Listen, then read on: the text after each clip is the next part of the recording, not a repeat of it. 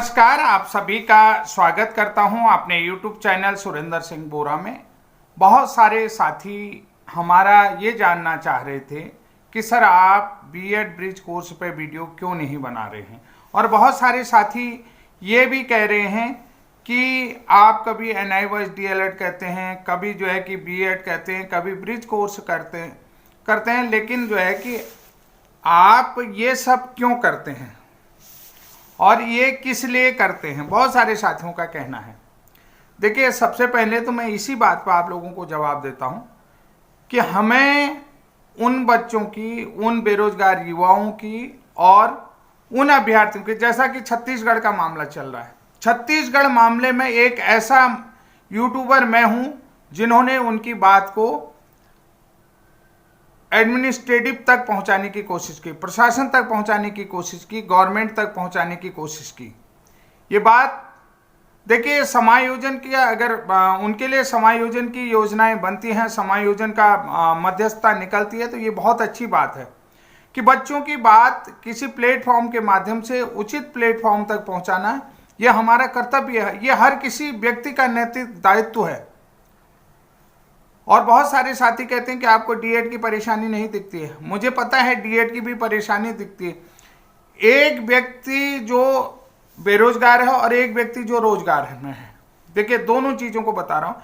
एक व्यक्ति जो बेरोजगार है वो तो किसी न किसी तरीके से अपने जीवन का भरण पोषण कर रहा है, आगे अच्छे भविष्य की उम्मीद करता है, ठीक है। उसे जो है कि भविष्य में जो है कि आशा ही जीवन है कहते हैं, उसे अच्छे भविष्य की उम्मीद होती है और वो आशा पर जीता है कि उससे भी रोजगार मिलेगा, उसे भी वो नौकरी के लिए तैयारी करेगा, उसे नौकरी मिलनी चाहिए। ये तमाम चीज़ें उसके लिए आशा ही है, उसके लिए आशा ही जीवन है, और उसे जो है कि भविष्य की उज्जवल भविष्य की दिशा मिलती है, उज्जवल भविष्य उसे दिखता है, और उसके मतलब उसके जीवन में आगे भविष्य के सपने तैरते हैं, भविष्य के सपने दिखते हैं। लेकिन ये एक वो व्यक्ति है जिसको नौकरी से निकाला जाता है, तो क्या उसके सपने नहीं टूटते हैं? मैं ये आप लोगों से जानना चाहता हूँ कि देखिए, आप देखिए कि किसी की बसी बसाई जिंदगी बिखेरना या किसी की बसी बसाई जिंदगी बिगाड़ना या बिखेरना, ये कोई भी न्यायोचित नहीं है। तो इसलिए जो है कि हमने रिक्वेस्ट किया था, और बिल्कुल ही पोलाइटली आप लोगों से रिक्वेस्ट करते हैं कि इन लोगों के लिए भी समायोजन निकलना चाहिए। सुप्रीम कोर्ट का फैसला सिरोधार्य है, न्यायालय का फैसला सिरोधार्य है, वो चीज़ ठीक है, सब चीज़ न्यायोचित फैसला जो भी दिया है होगा न्यायालय की तरफ से, वो न्यायोचित फैसला है। लेकिन ये भी चीज़ें हैं कि उन बच्चों के साथ किसी भी प्रकार की अनहोनी न हो, इसलिए जो है कि हम छत्तीसगढ़ के बीएड अभ्यर्थियों से भी बात करते रहते हैं कि हम कहते हैं कि धैर्य बनाए रहे। निश्चित रूप से अभी थोड़ी विकट परिस्थिति है, आपके लिए भी अच्छी संभावनाएं आएंगी, और कभी भी आप अपने धैर्य को मत टूटने दीजिए, अपनी आशा को न टूटने दीजिए। आशा ही जीवन है। इसलिए जो है कि मैं अपने वीडियो में ये सारी चीज़ें बातें रख रहा था, और बहुत सारे लोग ये भी कह रहे थे कि बोरा जी तुम्हारी बात तो सीधे प्रधानमंत्री तक पहुंच रही है, प्रधानमंत्री तक आपकी बात है मोदी जी तक पहुंच रही है। प्रधानमंत्री तक नहीं भी पहुंच रही है, लेकिन जनता के बीच, आप लोगों के बीच संवाद बना है, इंटरेक्ट आप लोगों के बीच हो रहा हूँ। ये संवाद आप लोगों तक पहुँचना अच्छी बात है, आप लोगों तक पहुँचना ये अच्छी बात है, और सभी लोगों से हम धैर्य की अपील करते हैं, धैर्य बनाए रखें। निश्चित रूप से आप लोगों के लिए उज्जवल भविष्य की कामनाएं करते हैं।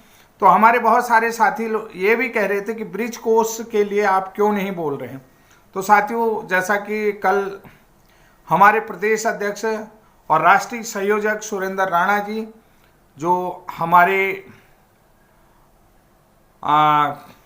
एक तरीके से कहें तो नेतृत्व करता है, एक तरीके से हम कह रहे हैं कि हमारे सर्वोसर्वा हैं, माननीय सुरेंद्र राणा जी का रात मैसेज ग्रुप में आ गया था, और आप लोगों के लिए हमारे विद्वान अधिवक्ता अभिजय नेगी जी का भी उनको कॉल गया होगा। और जैसा कि आप लोगों को मैं पूर्व में ही वीडियो में संभावनाएं बता रहा था, और जो लोग मेरे से डायरेक्टली कनेक्ट हैं तो वो पूरी चीज़ें मैं आप लोगों को बता रहा था कि जो ब्रिज कोर्स का केस नैनीताल हाई कोर्ट में लड़ा गया है, वो इतने हल्के तरीके से नहीं लड़ा गया है कि जो कि उसको सीधे से ही नकार दिया जाए। कि ब्रिज कोर्स की जो बातें माननीय नैनीताल हाई कोर्ट में रखी गई हैं, वो इतने लोअर लेवल पर नहीं रखी गई, इतने हल्के तरीके से नहीं रखी गई हैं कि जो कि ब्रिज कोर्स को सीधे ही नकार दिया जाए। आप लोगों को मैंने कहा कि उम्मीदों की किरणें आप लोगों को दिखती हैं, और निश्चित रूप से मैंने टेलीफोन पर आप लोगों को बता दिया था ये चीज़ें संभावनाएं हैं, और पूरी तरीके से ये चीज़ें दिख रही हैं, और एक ही चीज़, एक ही पॉइंट है। तो अब आप लोगों को ये निश्चित हो गया होगा कि शायद नैनीताल हाई कोर्ट से ब्रिज कोर्स को काउंसलिंग के लिए एंट्री मिल जाए। यह अभी संभावनाएं हैं। अगर काउंसलिंग के लिए एंट्री नहीं मिलती है तो निश्चित रूप से पॉजिटिव चीज़ें जाने वाली हैं। अब काउंसलिंग के लिए एंट्री कैसे मिल जाएगी, ये चीज़ें भी आप लोग कह रहे हो कि भाई इनको काउंसलिंग में एंट्री कैसे मिल जाएगी। सीधा सीधा काउंसलिंग की बात कर रहा हूं मैं, काउंसलिंग में एंट्री मिल जाएगी। कहीं इंटरिम रिलीफ की भी बात नहीं कर रहा हूं कि आपको काउंसलिंग में एंट्री मिल जाए, ये संभावना लग रही। अगर काउंसलिंग में आपको एंट्री नहीं मिलती है तो हो सकता है आपके लिए पॉजिटिव आ जाए, और पॉजिटिव किस लेवल पर पॉजिटिव आता है ये भी मैं नहीं कह सकता हूं अभी, कि ये संभावनाएं जताई जा रही हैं कि देखिए जैसा पंजाब में अभी आपने देखा होगा NIOS DLED का मैटर हुआ है, तो क्योंकि 2020 की भर्ती है वहाँ पर, और वहाँ पर जो है कि आप लोगों को ये चीज़ें भी आपको देखने को मिल रहा होगा कि वहाँ ज्वाइनिंग नहीं हुई थी और स्क्रूटनी करा दी गई है। स्क्रूटनी की बात आ रही है कि जो भी मेरिट लिस्ट को लेकर के स्क्रूटनी चल रही थी। स्क्रूटनी का मतलब होता है एक तरीके से रीचेक करना, रीचेक करवाना, उसको कहते हैं स्क्रूटनी। तो जो मेरिट लिस्ट है वो रीचेक हो गई है, स्क्रूटनी हो चुकी है वहाँ पर NIOS DLED को शामिल करते हुए, कि 7 जनवरी को वहाँ पर काउंसलिंग है। ये चीज़ें भी वहाँ पर संभावनाएं आ रही हैं।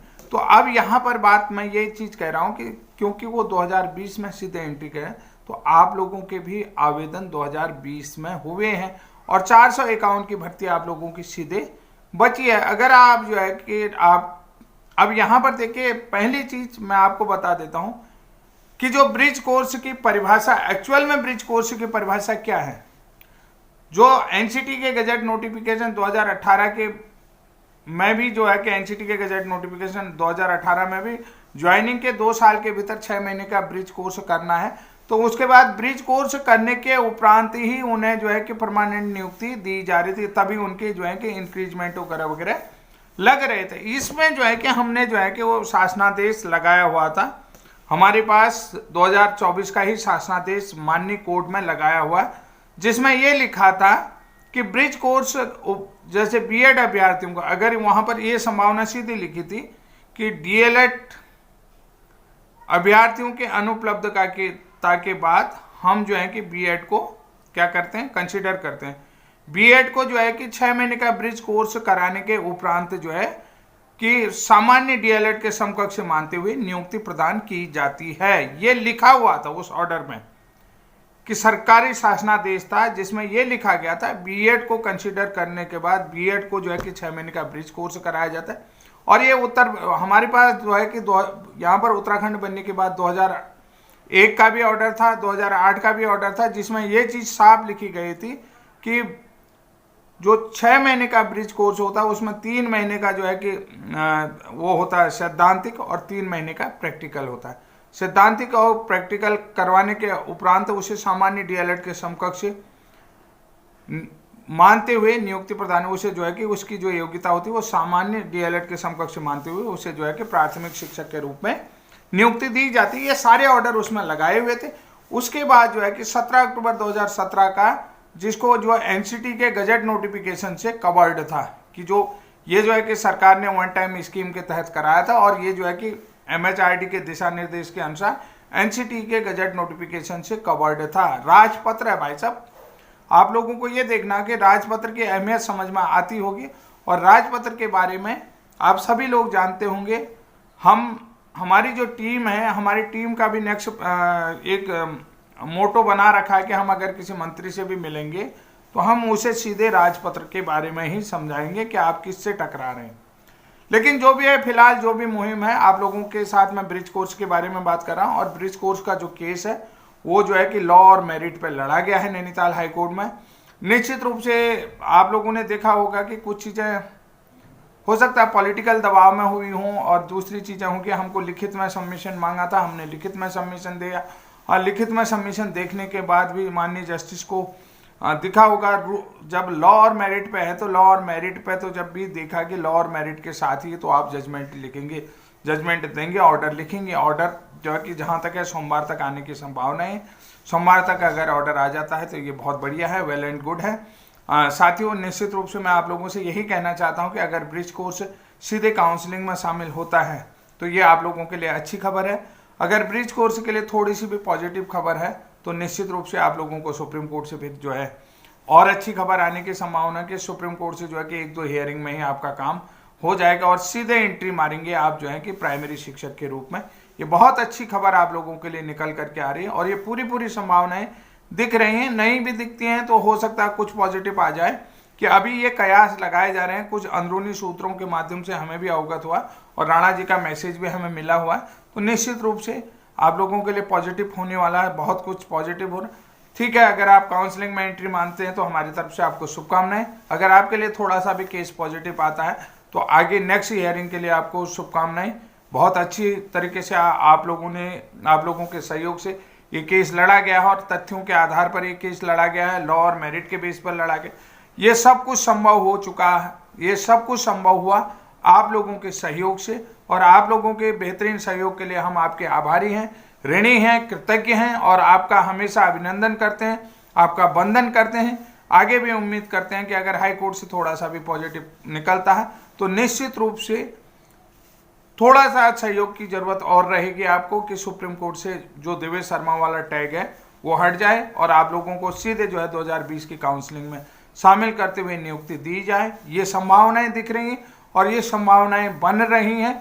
मैं इसमें ज़्यादा कुछ नहीं कहूँगा क्योंकि जब कोर्ट ऑर्डर आएगा, कोर्ट ऑर्डर आने के बाद आपको सारी चीज़ें बताई जाएंगी और सारी चीज़ें डिटेल से आपके बीच में रखी जाती हैं और आगे भी रखी जाएंगी। ये चर्चाएं आप और हमारे बीच में बनी रहनी चाहिए, एक दूसरे के साथ इंटरेक्ट होना चाहिए, आप एक दूसरे से रूबरू होते रहना चाहिए, एक दूसरे के संपर्क में, एक दूसरे के संज्ञान में, यानी कि आप लोगों से, यानी कि कुल मिलाकर के मैं ये कहना चाहता हूँ कि किसी भी तरीके से जो है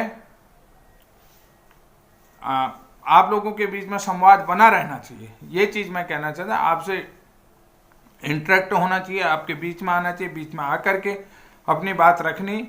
ये सब कुछ जो है सिखाता है आप लोगों का अपार सहयोग, प्रेम।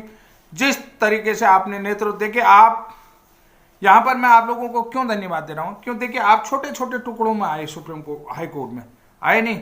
कोई बागेश्वर की टीम अलग आई और दूसरी बात जो है कि रुद्रप्रयाग की अलग आई, उत्तरकाशी की महावीर प्रसाद की अलग आई, मतलब मनवीर रावत महावीर प्रसाद की अलग आई। फिर उसके बाद जो है कि दूसरे बलवीर भाई की जो है कि कुलदीप भाई की अलग आई और जोशी जी की अलग आई, काशीपुर वालों के अलग आई। तो सब लोग जो है कि अलग अलग जगह से आकर के एक जगह संयोजित हुए, एक जगह कनेक्ट हुए, एक ब्रांच में बंधे, एक जगह आकर के आप लोगों को अपार सहयोग रखा। किसी न किसी रूप से मीटिंगों के माध्यम से आप हमसे कनेक्ट होते रहे और आपसे इंट्रोड्यूस होते रहे, धीरे धीरे चीज़ें बनते गई और आपने जो है कि बहुत बेहतरीन सहयोग के साथ ये केस लड़ा है। तो निश्चित रूप से लॉ और मेरिट बेस पर लड़ा है नैनीताल हाई कोर्ट में। तो लॉ और मेरिट बेस पर लड़ा गया ये केस कहीं न कहीं अब आपके लिए पॉजिटिव चीज़ें दे रहा है और पॉजिटिव चीज़ें क्यों दे रहा है ये आप लोग खुद समझते हैं, क्योंकि इसमें आपका अमूल्य सहयोग है और अमूल्य योगदान है। हम आपके ऋणी हैं, कृतज्ञ हैं, वंदन करते हैं कि आप लोगों का सहयोग इसी तरीके से मिलते रहे और निश्चित रूप से आपको सफलता एक बार मिलेगी और आप लोग निश्चित रूप से फ्यूचर बीइंग टीचर बनेंगे। आज की वीडियो मैं यहीं पर समाप्त करता हूं। आज के लिए इतना ही, तब तक के लिए जय हिंद, जय उत्तराखंड।